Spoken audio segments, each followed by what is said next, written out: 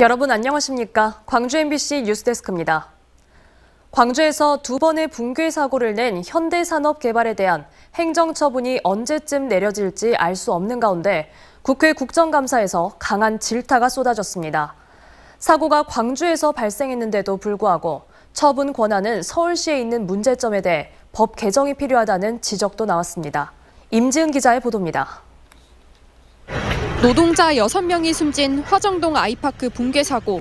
서울시는 지난 3월 국토교통부의 요청에 따라 현대산업개발에 대해 신속히 행정처분을 내리겠다고 밝혔습니다.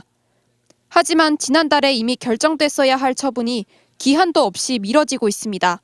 지난 8월에 열린 1차 청문 이후 현대산업개발의 추가 소명 요청을 받아들여 2차 청문을 결정했기 때문입니다. 최종 처분 시기가 늦춰진 상황을 두고 국회 국정감사에선 비판과 비난이 쏟아졌습니다. 국토부로부터 공문 받고 5개월 뒤에 청문. 너무 좀 늦게 지연된 거 아닌가요? 만약에 서울시에서 이런 일이 생겼었다면 이렇게 좀 지연됐을까요?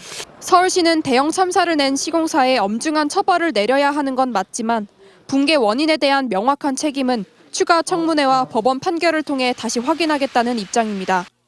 나중에 확인을 해보니까 사실관계에 대한 사실관계가 확정이 안 돼 있어서 법원의 판결도 아직 나지 않은 상태에서 지난해 6월 발생한 학동 참사와 관련해서도 현대산업개발에 대한 처분은 솜방망이에 불과하다는 지적이 계속되고 있습니다.